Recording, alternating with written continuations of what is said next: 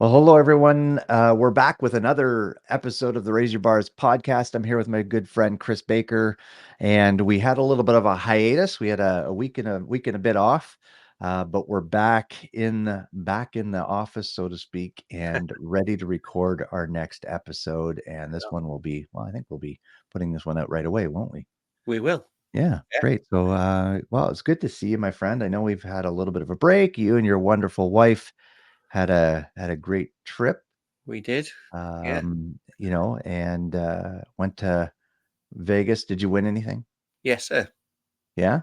Yes. Are you a millionaire and you didn't tell me yet? Did I'm you not I'm win not the a millionaire. jackpot or Yeah, no? you would have known. I had a jackpot, but not $1,000,000. But I Okay. would I would have, yeah, you would know if I was because 'cause I'd be retired and working with you full time. There you go. Well, did it at least pay for the trip? Oh, and some. Yes, so it was good. Nice. Yeah. Awesome. Congratulations. That's exciting. I should have given you $5 to play to There bet on you red or something. So, go. all right. Well, today we wrapped a 9-part series a few weeks back, and I hope you all got some value of it from that. And if you haven't, go back and listen. It was a 9-part series on the top 10 reasons people fail. And the reason it was 9 parts is because we were able to cover 2 in 1 episode. Yeah. But now we're going to move on, and we're actually pulling a topic again from the same book with John Maxwell's book on called Failing Forward, which is actually an excellent book. And if you haven't read it, folks, go out, get a copy of John's book and read it. I mean, let's face it, we're all going to experience failure in life, right? There's going to be those bumps in the road that are going to seem insurmountable at times because of what's going Yeah. on. Yeah. Yeah. Yeah. Well, so we should experience failure.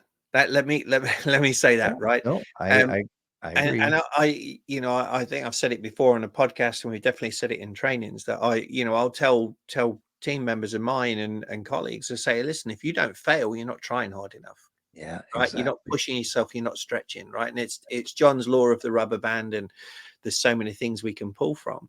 Now, some people don't fail because they just live in that comfort zone and they're happy doing that. And again, there's nothing wrong with that, right? I know when my early days of the personal growth and development in 2017, like I had some criticism from some family members of mine that were like, hey, not everybody wants to stretch and push and grow. And I was like, well, you should be doing this. And then Yeah. I came Yep. to the realization that, like, not everybody wants to, and that's okay. Right. And I think too, I just want to add to that. Yes, not everybody wants to, and it's okay if you don't want to, if you're satisfied and content with your Exactly. life the way it is and the Correct. results you're getting in life. If Correct. there is that internal dissatisfaction with where I am and what where I'm at in life, and quick story here before we get into today's topic, because we're going to talk about persistence and purpose today, which all ties in with what we've been talking about Mhm. here. Is that so I'll share this. I'm going to be 56 in 6 months. When I turned 30 years old, and you can ask my wife about this. By the way, it's her birthday today. Happy birthday, Happy Marge. birthday, Marge. Yeah. Um, uh, it's when I was 30 years old, I was sitting in our little basement apartment that we were living in.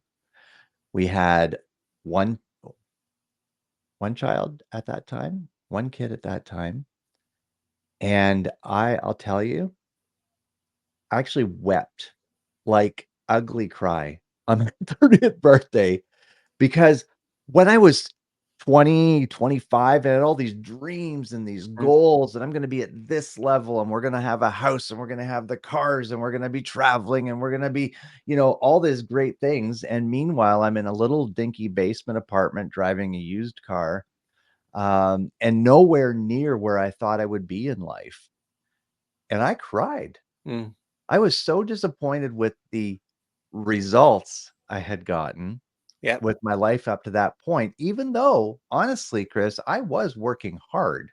I just didn't I made some poor choices with some jobs and left certain companies and started with other companies, which caused me to start back over at the bottom rung again and start climbing that ladder. And I was very disappointed with my life. And I actually Yeah. would say that I was probably uh, purposeless at that point. Right. I just didn't realize it because I hadn't really started that personal growth journey that came later in later years. Yeah, and I would say similar things, right? And for myself, where I definitely went through that phase, and even till, like, I was 50 when I or 50 turned 50 and coming on actually 51 when I joined Maxwell team, because that's when I started looking and saying there's got to be more to life than this. So it took me longer than it did you, right? And I think there's a lot of people that will never find that, and then Yeah. they get to the end of their life and they live in regret. What if? Yeah, If man. only, right? And I don't want to be in that. And I No, realized I didn't want to be in that. And when I look back at my life, I realized that, yeah, I'd been working hard, um, doing what I thought was the right thing to produce the money, because I was thinking money was what we needed to yeah, make life good, right. without understanding what a purpose was, right? And that was, again, it was 2016 actually when I came across Simon Sinek's Golden Circle, right, and Find Your Why. And that was the trigger to me, that it was like, holy cow, this is what I've not been doing, right? I've got to change something if I wanted different results. Right. Yeah. And so that's what ended up ultimately helping us create bars, right? Mhm. Because what we were doing, and what most people do, is they're chasing the results and the success, Yep. but they're not looking at what do you do each day to generate that, Right. right? And then Yep. what we do is we blame our circumstances on bad luck, right? Or other Yeah, people, exactly. This is the or hand I've been dealt in life. I can't yeah, do anything about it. Well, yes, you can. You have the exactly. choice. Yeah, And I think too, so I want to just, about our program and bars, right? Like if you're younger or older like we were when we were still struggling with what we were supposed to be doing in life, and you're unsure and you're running a business and maybe you're stuck or stagnant or you've lost the passion for what for when like that you had when you first started that business, then reach out to us. We can help. Learn from our mistakes and from our lessons that we've learned hard in life and avoid some of those yeah. by bringing people around you that have experience in that area that can help you maybe avoid some of those twists and turns in life that come. But this actually ties in well. Everything ties in with what we're talking about today. And we're going to talk about the power of persistence. And I think I got to get it back up somewhere. I still have it, I think, in my closet. But I had, remember Yeah, back in the day, Chris, I yeah, had that poster behind my camera here that said persistence, not giving up until you succeed. yeah. And that if there's anything that Chris and I have in abundance is persistence. Um, we know we've got a great program. We haven't had the results that we would like in converting to clients in a lot of cases that we expected to have by this point. But man, we know we can help people, and we are persistent until that time happens. So, just going to read a section of the book, Chris, and then get this is on the power of persistence, and then we'll get to the first. There's going to be 4 parts to this podcast series, and we're going to talk about the different points that will help us.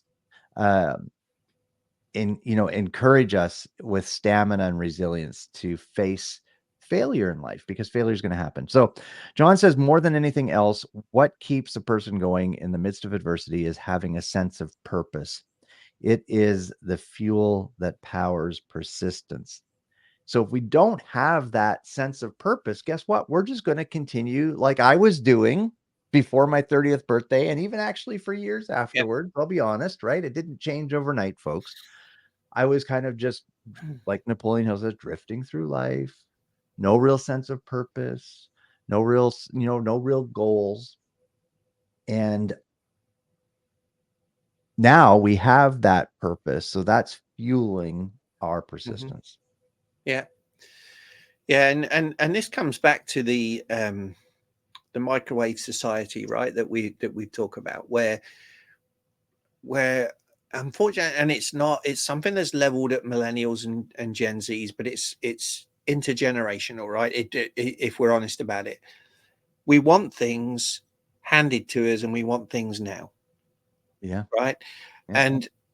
And the reality is, the truth is that something worthwhile will not be handed to you on a silver platter, right? And it won't come overnight. You know, all these musicians, pops or whatever that make it success, and people go, gosh, you're an overnight success, you've come from nowhere. And they've actually worked for 10, 15, 20 years, right? To look at that. You know, I know I heard a story about Bon Jovi when they were sort of trying to get known in New Jersey, and John Bon Jovi would go around to all the radio stations dropping off like demo tapes, and he would be doing all this work, and then suddenly they became famous, and again it was like overnight success. And it's like, no, look at what he's No. been doing Yeah, for all exactly. these years, right? Yeah. And he was relentless and persistent in doing those behaviors and the actions every day. Did he want to do it every day? Was there some days where he got up and he said, why am I doing this? Probably there were, but his purpose and his desire carried him forward to be persistent. Yeah, You know, exactly. so why do we do what we do? What are we aiming for, and why is that so important to us, right? And if you don't know that, it's the GPS example, right? It's like you pick up a GPS and you say, you know, you were talking about going on a road trip to Alberta in later this year, right?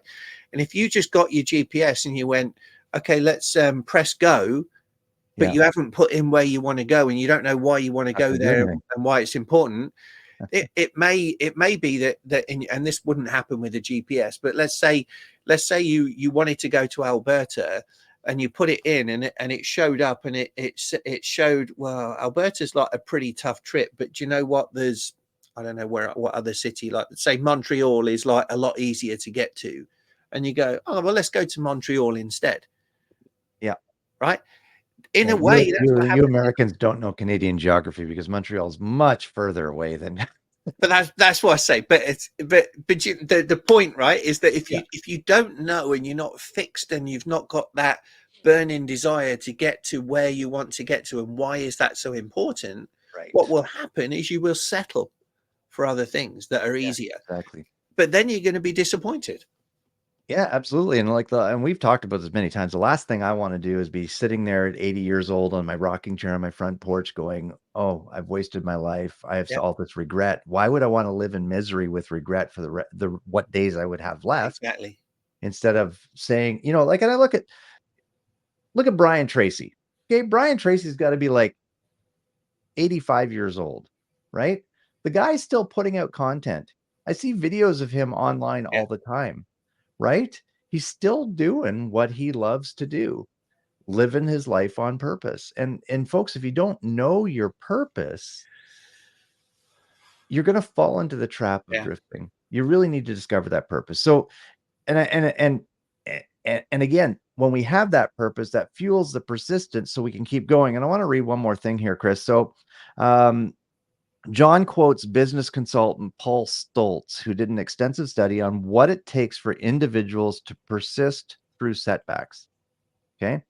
So, according to Stoltz, the most important ingredient in persistence is this. And he says, so Stoltz says, identifying your mountain, your purpose in life, so that the work you do is meaningful, right? Are we finding yeah, fulfillment and meaningfulness in what we are putting our hand to? Okay. right. He goes on to say, I run into people every day who are basically climbing the wrong mountain. People who have spent 20 years or more of their lives doing something that has no deep purpose for them. Suddenly they look back and go, what have I been doing? That's sad. That's tragic. That's Right, tragic. right.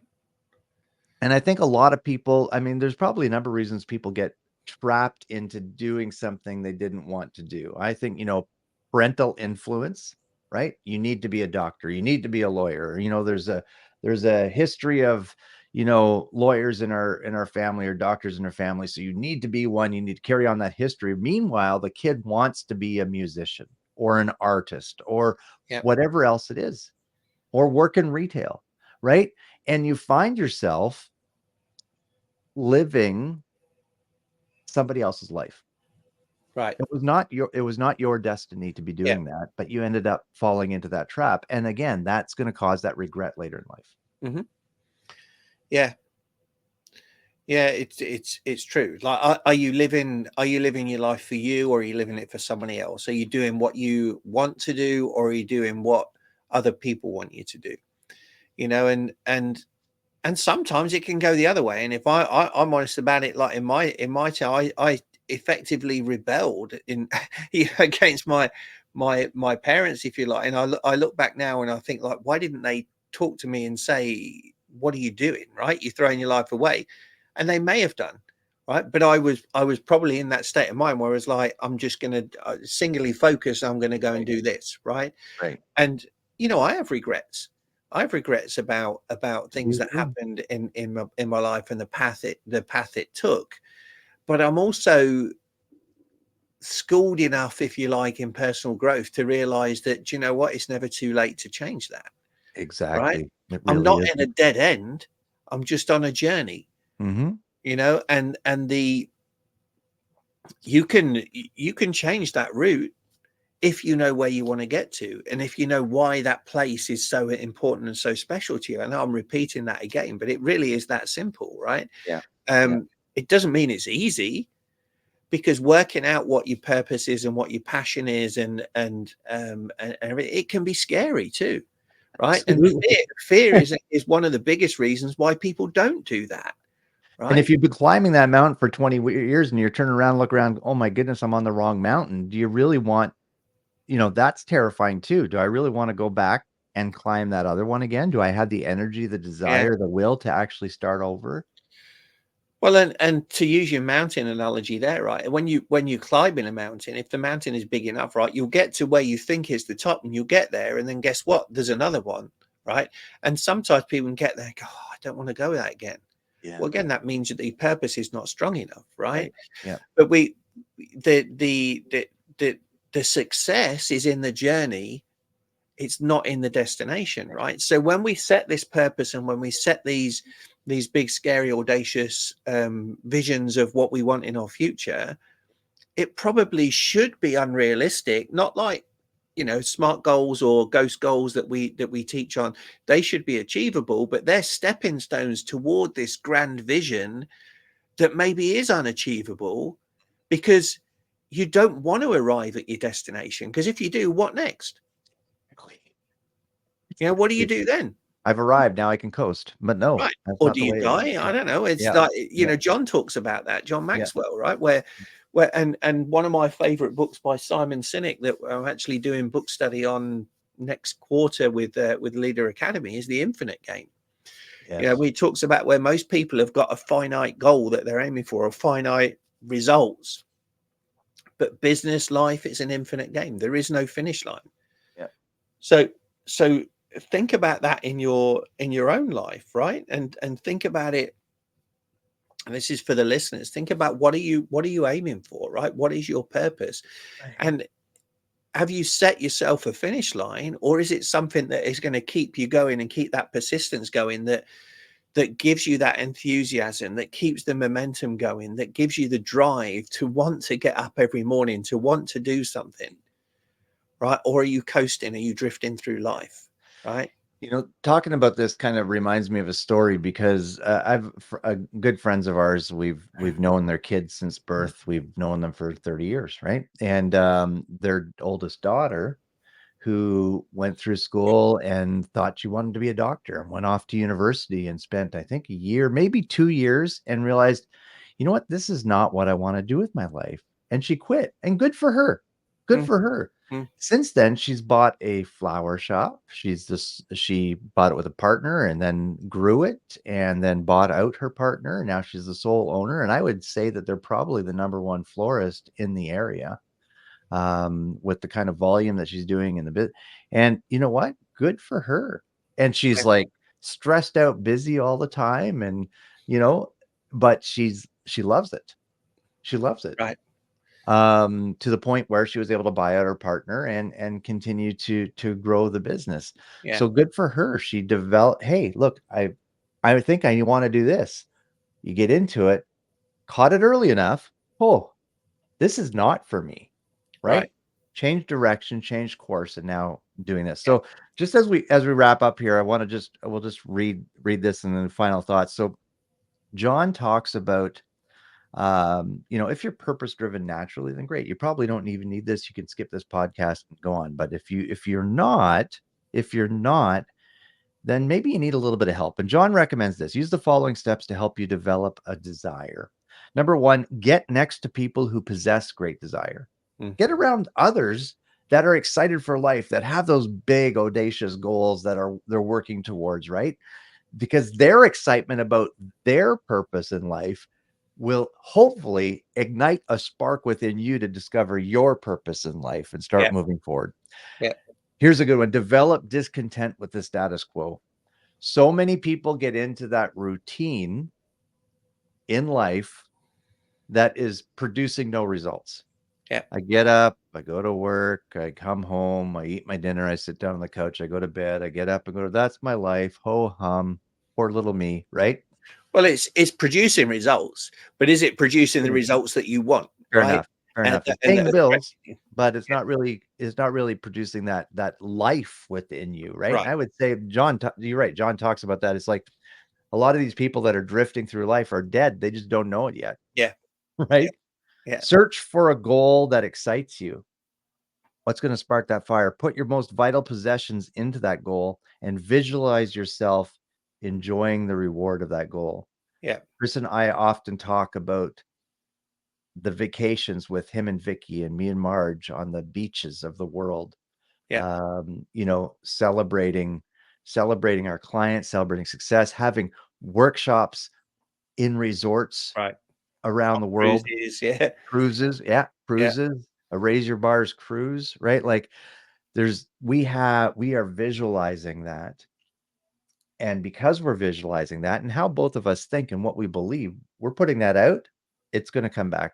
We will achieve it. Right. It's just a matter of time. We just need to keep the persistence up until that happens. Okay, Chris, final thoughts. So I think that gosh, there's so much, right? We could talk for hours on this, and